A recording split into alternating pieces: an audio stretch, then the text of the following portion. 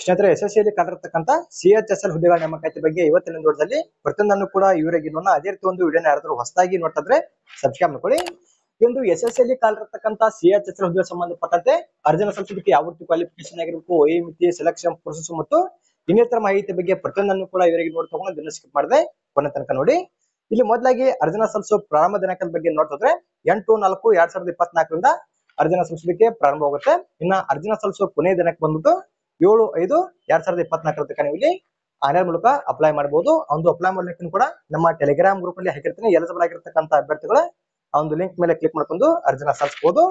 ಇನ್ನ ಪೇಮೆಂಟ್ ಅನ್ನ ಮಾಡೋ ಕೊನೆಯ ದಿನಕ್ಕೆ ಬಂದ್ಬಿಟ್ಟು 8/5/2024 ತನಕ ನಮಗೆ ಕಾಲಾವಕಾಶ ಇರುತ್ತೆ. ಯಾರೆಲ್ಲ ಒಂದು ಪೇಮೆಂಟ್ ಅನ್ನ ಮಾಡಿರಂಗಲ್ಲ 8/5/2024 ಒಳಗಡೆಗೆ ಒಂದು ಪೇಮೆಂಟ್ ಕೂಡ ನೀವು ಇಲ್ಲಿ ಮಾಡಬಹುದು. ಇನ್ನ ನೀವೇನಾದ್ರೂ ಅರ್ಜಿನ ಸಲ್ಲಿಸುವಾಗ ಯಾವ್ದಾದ್ರು ತಪ್ಪಾಗಿದ್ರೆ ಒಂದು ತಪ್ಪುಗಳನ್ನ ಕರೆಕ್ಷನ್ ಮಾಡ್ಕೊಳ್ಳಿಕ್ಕೆ ಒಂದು ಡೇಟ್ಸ್ ಬಂದ್ಬಿಟ್ಟು 10/5/2024 11/5/2024 ಒಳಗಡೆಗೆ ಒಂದು ಕರೆಕ್ಷನ್ ಕೂಡ ನೀವು ಇಲ್ಲಿ ಮಾಡ್ಕೋಬಹುದು. ಇನ್ನು ಇಲ್ಲಿ ಟೈರ್ ಫಸ್ಟ್ ಗೆ ಸಂಬಂಧಪಟ್ಟಂತೆ ಒಂದು CBT ಎಕ್ಸಾಮಿನೇಷನ್ ಮಾತನ್ನು ಕೂಡ ಅವರು ಮುಂದುಗಡೆಯಲ್ಲಿ ಕೊಟ್ಟಿರ್ತಕ್ಕಂಥದ್ದು. ಟೈರ್ ಫಸ್ಟ್ ಗೆ ಸಂಬಂಧಪಟ್ಟಂತೆ ಒಂದು ಎಕ್ಸಾಮಿನೇಷನ್ ಬಂದ್ಬಿಟ್ಟು ಜೂನ್ ಮತ್ತು ಜುಲೈ ಮಂತ್ ಅಲ್ಲಿ ಇರ್ತಂತ ಕೂಡ ಅವರು ಕೊಟ್ಟಿರ್ತಕ್ಕಂಥದ್ದು. 2024ರಲ್ಲಿ ಜೂನ್ ಮತ್ತು ಜುಲೈ ಮಂತ್ ಅಲ್ಲಿ ಒಂದು ಎಕ್ಸಾಮ್ ಕೂಡ ಇರುತ್ತೆ ಅಂತ ಅವರು ಕೊಟ್ಟಿದ್ದಾರೆ. ಯಾರೆಲ್ಲ ಅರ್ಜಿನ ಸಲ್ಲಿಸ್ತಾ ಇರ್ತೀರಿ ಇಲ್ಲಿ ಕೊಟ್ಟಿರ್ತಕ್ಕಂಥ ಎಕ್ಸಾಮಿನೇಷನ್ ಡೇಟ್ ಕೂಡ ನೀವು ಸರಿಯಾಗಿ ಚೆಕ್ ಮಾಡ್ಕೋಬೇಕು. ಇನ್ನು ಟೈರ್ 2 ಗೆ ಸಂಬಂಧಪಟ್ಟಂತ ಒಂದು ಎಕ್ಸಾಮಿನೇಷನ್ ಮಂತ್ ಅನ್ನು ಅವರು ಇಲ್ಲಿ ಅನೌನ್ಸ್ ಮಾಡಿಲ್ಲ. ಅಂದ್ರೆ ಒಂದು ಟೈರ್ ಫಸ್ಟ್ ಗೆ ಸಂಬಂಧಪಟ್ಟಂತೆ ಎಕ್ಸಾಮಿನೇಷನ್ ಮುಗಿದ ಮೇಲೆ ಆ ಒಂದು ಎಕ್ಸಾಮಿನೇಷನ್ ಡೇಟ್ ಕೂಡ ಅವರು ಅನೌನ್ಸ್ ಮಾಡ್ತಾರೆ. ಸದ್ಯಕ್ಕೆ ಇಲ್ಲಿ ಯಾರೆಲ್ಲ ಅರ್ಜಿನ ಸಲ್ಲಿಸ್ತಾ ಇರ್ತಾರಲ್ಲ ಇಲ್ಲಿ ಕೊಟ್ಟಿರ್ತಕ್ಕಂಥ ಒಂದು ಇಂಪಾರ್ಟೆಂಟ್ ಡೇಟ್ಸ್ ಬಗ್ಗೆ ಸರಿಯಾಗಿ ಚೆಕ್ ಮಾಡ್ಕೊಂಡು ನೀವು ಇಲ್ಲಿ ಅಪ್ಲೈ ಮಾಡಬೇಕು. ಇಲ್ಲಿ ಯಾವ ರೀತಿ ಹುದ್ದೆಗಳು ಕಲಿಯುವ ಅಂತ ನೋಡ್ತಕೊಂಡಾಗ ಇಲ್ಲಿ ಅವರು ಪೋಸ್ಟ್ ನೇಮ್ ಕೂಡ ಕೊಡಿದ್ರೆ ಯಾವ ರೀತಿ ಹುದ್ದೆಗೆ ಸಂಬಂಧಪಟ್ಟಂತೆ ಯಾವ ರೀತಿ ಸ್ಯಾಲರಿ ಸಿಗುತ್ತೆ ಅಂತ ಇಲ್ಲಿ ಕೆಳಗಡೆ ಅವರು ಪ್ರತಿಯೊಂದರ ಬಗ್ಗೆ ಕೂಡ ಕೊಟ್ಟಿರ್ತಕ್ಕಂಥದ್ದು. ಇಲ್ಲಿ ಲೋವರ್ ಡಿವಿಷನ್ ಕ್ಲರ್ಕ್ ಅಥವಾ ಜೂನಿಯರ್ ಸೆಕ್ರೆಟರಿ ಅಸಿಸ್ಟೆಂಟ್ ಹುದ್ದೆಗಳಲ್ಲಿ ಖಾಲಿ ಇರತಕ್ಕಂಥದ್ದು. ಈ ಒಂದು ಹುದ್ದೆಗೆ ಸಂಬಂಧಪಟ್ಟಂತೆ ಸ್ಯಾಲರಿ ಬಂದ್ಬಿಟ್ಟು 19,900 ರೂಪಾಯಿಂದ 63,200 ರೂಪಾಯಿ ತನಕ ಸ್ಯಾಲರಿ ಸಿಗುತ್ತೆ. ಇನ್ನು ಇದಾದ್ಮೇಲೆ ಎರಡನೇದಾಗಿ ಡಾಟಾ ಎಂಟ್ರಿ ಆಪರೇಟರ್ ಹುದ್ದೆಗೆ ಸಂಬಂಧಪಟ್ಟಂತೆ ಸ್ಯಾಲರಿ ಬಂದ್ಬಿಟ್ಟು 25,500 ರೂಪಾಯಿಂದ 81,100 ರೂಪಾಯಿ ತನಕ ಸ್ಯಾಲರಿ ಸಿಗುತ್ತೆ. ಇನ್ನು ಇದಾದ್ಮೇಲೆ ಇಲ್ಲಿ data entry operator grade A ಹುದ್ದೆಗೆ ಸಂಬಂಧಪಟ್ಟಂತೆ ಇಲ್ಲಿ ಸ್ಯಾಲರಿ ಇದಕ್ಕೂ ಕೂಡ ಸೇಮ್ ಇರುತ್ತೆ. 25,500 ರೂಪಾಯಿಂದ 81,100 ರೂಪಾಯಿ ತನಕ ಸ್ಯಾಲರಿನೂ ಕೂಡ ಇಲ್ಲಿ ಸಿಗತಕ್ಕಂಥದ್ದು. ಇನ್ನು ಇಲ್ಲಿ ಖಾಲಿರ್ತಕ್ಕಂಥ ಒಟ್ಟು ಹುದ್ದೆಗಳ ಸಂಖ್ಯೆ ಬಂದ್ಬಿಟ್ಟು 3,712 ಹುದ್ದೆಗಳ ಟೋಟಲ್ ಆಗಿ ಇಲ್ಲಿ ಖಾಲಿ ಇರುವಂತದ್ದು. ಯಾರೆಲ್ಲ ಅರ್ಜಿನ ಸಲ್ಲಿಸ್ತಾ ಇರ್ತೀರಿ ಇಲ್ಲಿ ಕೊಟ್ಟಿರ್ತಕ್ಕಂಥ ಮಾಹಿತಿ ಬಗ್ಗೆ ಸರಿಯಾಗಿ ಚೆಕ್ ಮಾಡ್ಕೊಂಡು ನೀವು ಇಲ್ಲಿ ಅಪ್ಲೈ ಮಾಡಬೇಕು.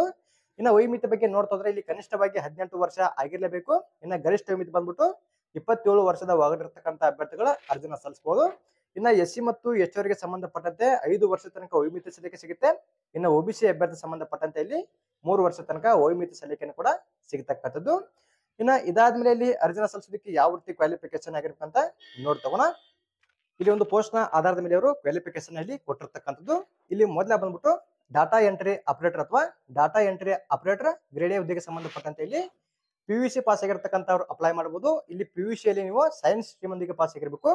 ಇನ್ನು ಸೈನ್ಸ್ ಸ್ಟ್ರೀಮ್ ಒಂದಿಗೆ ಪಾಸ್ ಆಗಿ ಒಂದು PUC ಅಲ್ಲಿ ನೀವು ಮ್ಯಾಥಮೆಟಿಕ್ಸ್ ಸಬ್ಜೆಕ್ಟ್ ಅನ್ನ ತಗೊಂಡು ಯಾರೆಲ್ಲ ಪಾಸ್ ಆಗಿರ್ತೀರಿ ನೀವು ಇಲ್ಲಿ ಅಪ್ಲೈ ಮಾಡಬಹುದು. ನೀವು ಯಾವ ಒಂದು ಡಿಪಾರ್ಟ್ಮೆಂಟ್ ಅಲ್ಲಿ ಅಪ್ಲೈ ಮಾಡಬಹುದು ಅಂದ್ರೆ ministry of consumer affairs, food and public distribution and ministry of culture ಈ ಒಂದು ಡಿಪಾರ್ಟ್ಮೆಂಟ್ ಅಲ್ಲಿ ನೀವು ಅಪ್ಲೈ ಮಾಡಬಹುದು. ಈ ಒಂದು ಕ್ವಾಲಿಫಿಕೇಶನ್ ಕಂಪ್ಲೀಟ್ ಮಾಡಿರ್ತಕ್ಕಂಥವ್ರು.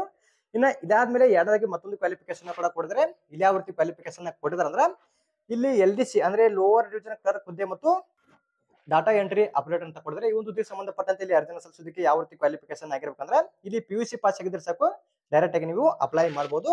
ಇನ್ನ ಮೇಲ್ಗಡೆ ಕೊಟ್ಟಿರ್ತಕ್ಕಂಥ ಹುದ್ದೆಗೆ ಸಂಬಂಧಪಟ್ಟಂತೆ ಅರ್ಜಿನ ಸಲ್ಲಿಸಬೇಕಾದ್ರೆ ಅಥವಾ ಈ ಒಂದು ಇಲಾಖೆಯಲ್ಲಿ ನೀವು ಅರ್ಜಿನ ಸಲ್ಲಿಸಬೇಕಾದ್ರೆ PUC ಅನ್ನ ಸೈನ್ಸ್ ಸ್ಟ್ರೀಮ್ ಒಂದಿಗೆ ಪಾಸ್ ಆಗಿ PUC ಅಲ್ಲಿ ಮ್ಯಾಥಮೆಟಿಕ್ಸ್ ಸಬ್ಜೆಕ್ಟ್ ಅನ್ನು ತಗೊಂಡು ಪಾಸ್ ಆಗಿರ್ತಕ್ಕಂಥವ್ರು ಇಲ್ಲಿ ಮೇಲ್ಗಡೆ ಕೊಟ್ಟಿರ್ತಕ್ಕಂಥ ಒಂದು ಹುದ್ದೆ ಅಥವಾ ಈ ಒಂದು ಇಲಾಖೆಯಲ್ಲಿ ನೀವು ಅಪ್ಲೈ ಮಾಡ್ಕೋಬಹುದು. ಇನ್ನು ಇಲ್ಲಿ LDC ಅದೇ ರೀತಿ ಡಾಟಾ ಎಂಟ್ರಿ ಆಪರೇಟರ್ ಅದೇ ರೀತಿ ಡಾಟಾ ಎಂಟ್ರಿ ಆಪರೇಟರ್ ಗ್ರೇಡ್ ಹುದ್ದೆಗೆ ಸಂಬಂಧಪಟ್ಟಂತೆ ಅರ್ಜಿನ ಸಲ್ಲಿಸೋದಕ್ಕೆ PUC ಪಾಸ್ ಆಗಿದ್ರೆ ಸಾಕು ಡೈರೆಕ್ಟ್ ಆಗಿ ನೀವು ಇಲ್ಲಿ ಅಪ್ಲೈ ಮಾಡಬಹುದು. ನಿಮಗೆ ಕ್ವಾಲಿಫಿಕೇಶನ್ ಬಗ್ಗೆ ಡೌಟ್ ಇತ್ತಂದ್ರೆ ಇಲ್ಲಿ ಕೊಟ್ಟಿರ್ತಕ್ಕಂಥ ಒಂದು ಕ್ವಾಲಿಫಿಕೇಶನ್ ಬಗ್ಗೆ ಚೆಕ್ ಮಾಡ್ಕೊಂಡು ಅದಾದ್ಮೇಲೆ ನೀವು ಇಲ್ಲಿ ಅಪ್ಲೈ ಮಾಡ್ಕೊಳ್ಳಿ. ಇಲ್ಲಿ ಡಿಪಾರ್ಟ್ಮೆಂಟ್ ಅವರು ಚೇಂಜ್ ಕೊಡಿದ್ರೆ ಕರೆಕ್ಟ್ ಆಗಿ ಚೆಕ್ ಮಾಡ್ಕೊಂಡು ಅಪ್ಲೈ ಮಾಡ್ಕೋಬೇಕು. ಇನ್ನು ಯಾವ ರೀತಿ ಅಪ್ಲೈ ಮಾಡ್ಬೇಕಂದ್ರೆ ಆನ್ಲೈನ್ ಮೂಲಕ ನೀವು ಅಪ್ಲೈ ಮಾಡಬೇಕು. ಒಂದು ಅಪ್ಲೈ ಮಾಡೋ ಲಿಂಕ್ ಕೂಡ ನಮ್ಮ ಟೆಲಿಗ್ರಾಮ್ ನಲ್ಲಿ ಹಾಕಿರ್ತೀನಿ. ಎಲಿಜಿಬಲ್ ಆಗಿರ್ತಕ್ಕಂಥ ಅಭ್ಯರ್ಥಿಗಳ ಆ ಒಂದು ಲಿಂಕ್ ಮೇಲೆ ಕ್ಲಿಕ್ ಮಾಡ್ಕೊಂಡು ಅರ್ಜಿನ ಸಲ್ಲಿಸಬಹುದು. ಇನ್ನು ನಿಮಗೆ ಅರ್ಜಿನ ಸಲ್ಲಿಸೋದ್ರ ಬಗ್ಗೆ ಗೊತ್ತಾಗದಲ್ಲಿ ಇಲ್ಲಿ ಕೆಳಗಡೆ ಕೊಟ್ಟಿರ್ತಕ್ಕಂಥ ಸ್ಟೆಪ್ಸ್ ನ ಫಾಲೋ ಮಾಡ್ಕೊಂಡು ಕೂಡ ನೀವು ಇಲ್ಲಿ ಈಜಿಯಾಗಿ ಅಪ್ಲೈ ಮಾಡಬಹುದಾಗಿರುತ್ತೆ. ಇನ್ನ ಅಪ್ಲಿಕೇಶನ್ ಫೀ ಬಗ್ಗೆ ನೋಡ್ತಗೋಣ. ಇಲ್ಲಿ 100 ರೂಪಾಯಿ ಅಪ್ಲಿಕೇಶನ್ ಫೀ ಇರುತ್ತೆ. ಒಂದು 100 ರೂಪಾಯಿ ಅಪ್ಲಿಕೇಶನ್ ಫೀ ಯಾರಿಗೆಲ್ಲ ಇರಲ್ಲ ಅಂದ್ರೆ SC ST ಮಹಿಳಾ ಅಭ್ಯರ್ಥಿಗಳಿಗೆ ಏನಂದ್ರೆ ಇಲ್ಲಿ PWD ಮತ್ತು ಮಾಜಿ ಸೈನಿಕ ಅಭ್ಯರ್ಥಿ ಸಂಬಂಧಪಟ್ಟಂತೆ ಇಲ್ಲಿ ಯಾವುದೇ ಇರ್ತದಂತ ಒಂದು ಅಪ್ಲಿಕೇಶನ್ ಫೀ ಇರಂಗಿಲ್ಲ. ಇಲ್ಲಿ ಕೊಟ್ಟಿರ್ತಕ್ಕಂಥ ಅಭ್ಯರ್ಥಿಗಳನ್ನ ಬಿಟ್ಟು ಮಿಕ್ಕುಳಿದ ಎಲ್ಲಾ ಅಭ್ಯರ್ಥಿ ಸಂಬಂಧಪಟ್ಟಂತೆ 100 ರೂಪಾಯಿ ಅಪ್ಲಿಕೇಶನ್ ಫೀ ಇರುತ್ತೆ. ಒಂದು 100 ರೂಪಾಯಿ ಅಪ್ಲಿಕೇಶನ್ ಫೀನ ನೀವು ಇಲ್ಲಿ ಆನ್ಲೈನ್ ಮೂಲಕ ಅರ್ಜಿನ ಸಲ್ಲಿಸುವಾಗಲೇ ಪೇ ಮಾಡಬೇಕಾಗುತ್ತೆ. ಒಂದು ಪೇಮೆಂಟ್ ಅನ್ನ ಯಾವ ರೀತಿ ಮಾಡ್ಬೇಕಂತ ಕೂಡ ಅವರು ಕೆಳಗಡೆ ಇಲ್ಲಿ ಕೊಟ್ಟಿದ್ದಾರೆ, ಕರೆಕ್ಟ್ ಆಗಿ ಚೆಕ್ ಮಾಡ್ಕೊಂಡು ಆ ಒಂದು ಪೇಮೆಂಟ್ ಕೂಡ ನೀವು ಇಲ್ಲಿ ಮಾಡಬಹುದು. ಇನ್ನ ಇದಾದ್ಮೇಲೆ ಎಕ್ಸಾಮಿನೇಷನ್ ಸೆಂಟರ್ ಬಗ್ಗೆ ಕೂಡ ಕೊಡಿದ್ರೆ ಕರೆಕ್ಟ್ ಆಗಿ ಚೆಕ್ ಮಾಡ್ಕೊಳ್ಳಿ. ಇನ್ನ ಇದಾದ್ಮೇಲೆ ಡೈರೆಕ್ಟ್ ಆಗಿ ಇವಾಗ ಆಯ್ಕೆ ವಿಧಾನದ ಬಗ್ಗೆ ನೋಡ್ತೋಗೋಣ. ಯಾವ ರೀತಿ ಆಯ್ಕೆಯನ್ನ ಮಾಡ್ಕೋತಾರ ಅಂದ್ರೆ ಇಲ್ಲಿ ಮೊದಲಾಗಿ ಕಂಪ್ಯೂಟರ್ ಬೇಸ್ಡ್ ಎಕ್ಸಾಮ್ಸ್ ಇರುತ್ತೆ. ಈ ಒಂದು ಎಕ್ಸಾಮ್ ಬಂದ್ಬಿಟ್ಟು 2 ಹಂತದಲ್ಲಿ ಇರುತ್ತೆ.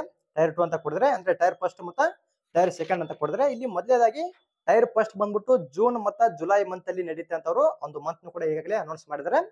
ಇನ್ನ ಟೈರ್ 2 ಗೆ ಸಂಬಂಧಪಟ್ಟಂತೆ ಅವರು ಡೇಟ್ ನ ಮುಂದೆ ಅನೌನ್ಸ್ ಮಾಡ್ತಾರ. ಇದು ಟೈರ್ ಫಸ್ಟ್ ಎಕ್ಸಾಮಿನೇಷನ್ ಮುಗಿದ್ಮೇಲೆ. ಇನ್ನೊಂದು ಟೈರ್ ಫಸ್ಟ್ ಎಕ್ಸಾಮಿನೇಷನ್ ಸಂಬಂಧಪಟ್ಟಂತೆ ಯಾವ ರೀತಿ ಸಿಲೆಬಸ್ ಬರ್ತಂತ ಇಲ್ಲಿ ಕೆಳಗಡೆ ಕೂಡ ಅವರು ಕೊಟ್ಟಿರತಕ್ಕಂಥದ್ದು. ಯಾರೆಲ್ಲ ಇಲ್ಲಿ ಅರ್ಜಿನ ಸಲ್ಲಿಸ್ತಾ ಇರ್ತೀರಿ ಇಲ್ಲಿ ಕೊಟ್ಟಿರ್ತಕ್ಕಂಥ ಎಕ್ಸಾಮಿನೇಷನ್ ಸಿಲೆಬಸ್ ಬಗ್ಗೆ ಕೂಡ ನೀವು ಇಲ್ಲಿ ಸರಿಯಾಗಿ ಚೆಕ್ ಮಾಡ್ಕೋಬೇಕು. ಇಲ್ಲಿ ಯಾವ ರೀತಿ ಒಂದು ಸಬ್ಜೆಕ್ಟ್ ಗಳು ಬರ್ತಾವ, ಒಂದು ಸಬ್ಜೆಕ್ಟ್ ಗೆ ಸಂಬಂಧಪಟ್ಟಂತೆ ಎಷ್ಟೆಷ್ಟು ಕ್ವಶನ್ಸ್ ಇರುತ್ತೆ, ಎಷ್ಟೆಷ್ಟು ಮಾರ್ಕ್ಸ್ ಇರುತ್ತೆ ಅಂತ ಅವರು ಪ್ರತಿಯೊಂದನ್ನು ಕೂಡ ಇಲ್ಲಿ ಮುಂದುವರೆ ಕೊಡಿದ್ರೆ ಕರೆಕ್ಟ್ ಆಗಿ ಚೆಕ್ ಮಾಡ್ಕೋಬೇಕು. ಇಲ್ಲಿ ಟೋಟಲ್ ಆಗಿ ನೋಡ್ಕೋಬಹುದು ನೀವು. ಇಲ್ಲಿ ಟೋಟಲ್ ಆಗಿ 100 ಕ್ವಶನ್ಸ್ ಇರ್ತಾವ. 200 ಮಾರ್ಕ್ಸ್ಗೆ ಈ ಒಂದು ಎಕ್ಸಾಮ್ ಅನ್ನ ನೀವು ಇಲ್ಲಿ ಬರೀಬೇಕಾಗುತ್ತೆ. ಇನ್ನೊಂದು ಎಕ್ಸಾಮ್ ಅನ್ನ ಬರೋದಕ್ಕೆ ಕಾಲಾವಕಾಶ ಬಂದ್ಬಿಟ್ಟು 1 ಗಂಟೆ ನಿಮಗೆ ಇಲ್ಲಿ ಕಾಲಾವಕಾಶ ಕೂಡ ಇರ್ತಕ್ಕಂಥದ್ದು. ಇದು ಟೈರ್ ಫಸ್ಟ್ ಅಲ್ಲಿ ಬರ್ತಕ್ಕಂಥ ಒಂದು ಎಕ್ಸಾಮಿನೇಷನ್ ಸಿಲೆಬಸ್ ಆಗಿರುತ್ತೆ, ಕರೆಕ್ಟ್ ಆಗಿ ಚೆಕ್ ಮಾಡ್ಕೊಳ್ಳಿ. ಇನ್ನ ಟೈರ್ ಫಸ್ಟ್ ಅಲ್ಲಿ ಕ್ವಾಲಿಫೈ ಆಗಿರ್ತಕ್ಕಂಥ ಅಭ್ಯರ್ಥಿಗಳಿಗೆ ಟೈರ್ 2 ಅಲ್ಲಿ ಕೂಡ ಎಕ್ಸಾಮ್ ಇರುತ್ತೆ. ಈ ಒಂದು ಟೈರ್ 2 ಎಕ್ಸಾಮಿನೇಷನ್ ಯಾವ ರೀತಿ ಇರುತ್ತೆ ಅಂತ ಇಲ್ಲಿ ಕೆಳಗಡೆ ಅವರು ಅದ್ರ ಬಗ್ಗೆ ಕೂಡ ವಿವರವಾಗಿ ಕೊಡಿದ್ರೆ ಕರೆಕ್ಟ್ ಆಗಿ ನೀವು ಇಲ್ಲಿ ಚೆಕ್ ಮಾಡ್ಕೋಬೇಕು. ಇನ್ನ ಸದ್ಯಕ್ಕೆ ಇವಾಗ ನಾನು ಬರೀ ನಿಮಗೆ ಆಯ್ಕೆ ವಿಧಾನದ ಬಗ್ಗೆ ಮಾತ್ರ ತಿಳಿಸ್ತಾ ಇದ್ದೀನಿ. ಮುಂದೆ ನಿಮಗೆ ಇನ್ನಷ್ಟುವರೆಗೂ ಕೂಡ ಹೇಳ್ತೀನಿ ಬೇರೆ ವಿಡಿಯೋದಲ್ಲಿ ಒಂದು ಕ್ವಾಲಿಫಿಕೇಶನ್ ಬಗ್ಗೆ ಮತ್ತು ಒಂದು ಎಕ್ಸಾಮಿನೇಷನ್ ಸಿಲೆಬಸ್ ಆಗಲಿ, ಎಕ್ಸಾಮಿನೇಷನ್ ಪ್ಯಾಟರ್ನ್ ಆಗಲಿ ಅದರ ಬಗ್ಗೆ ಮುಂದೆ ನಿಮಗೆ ಅವರಿಗೆ ತಿಳಿಸಿಕೊಡ್ತೀನಿ.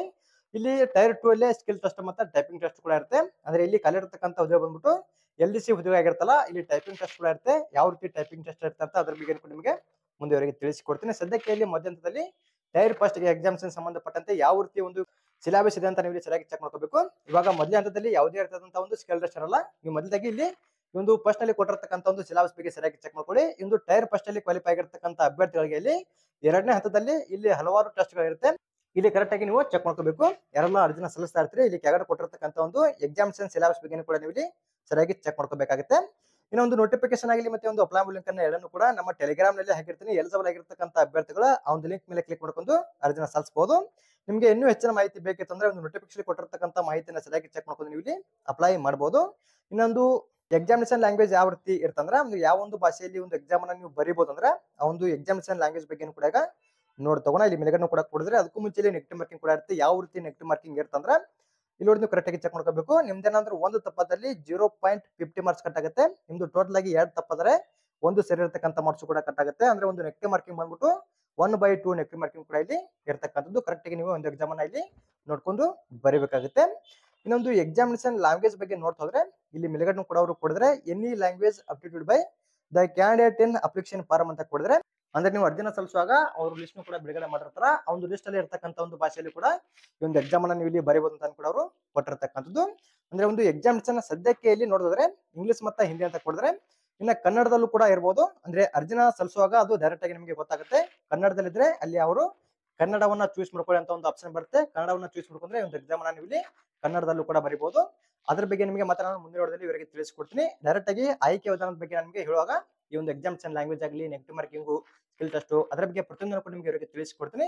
ಸದ್ಯಕ್ಕೆ ಇವಾಗ ಅರ್ಜಿನ ಸಲ್ಲಿಸಲಿಕ್ಕೆ ಬೇಕಾಗಿರ್ತಕ್ಕಂಥ ಕ್ವಾಲಿಫಿಕೇಶನ್, ವಯೋಮಿತಿ, ಸೆಲೆಕ್ಷನ್ ಪ್ರೋಸೆಸ್ ಯಾವ ರೀತಿ ಇರುತ್ತೆ ಅಂತ ಕರೆಕ್ಟ್ ಆಗಿ ಚೆಕ್ ಮಾಡ್ಕೊಂಡು ನೀವು ಇಲ್ಲಿ ಅಪ್ಲೈ ಮಾಡ್ಕೊಳ್ಳಿ. ಅದೇ ರೀತಿ ಒಂದು ಮಾಹಿತಿ ನಮಗೆ ನಮ್ಮ ಚಾನಲ್ ಸಬ್ಸ್ಕ್ರೈಬ್ ಮಾಡ್ಕೊಳ್ಳಿ, ಲೈಕ್ ಮಾಡ್ರಿ, ನಿಮ್ಮ ಸ್ನೇಹಿತರು ಕೂಡ ಶೇರ್ ಮಾಡಿ ಅವರು ಕೂಡ ಒಂದು ಸಂಬಂಧಪಟ್ಟಂತೆ ಇಲ್ಲಿ ಅರ್ಜಿನ ಸಲ್ಲಿಸಲಿ. ಅದೇ ರೀತಿ ಮತ್ತೆ ಮುಂದಿನ ಭೇಟಿ ಆಗೋಣ. Thanks for watching.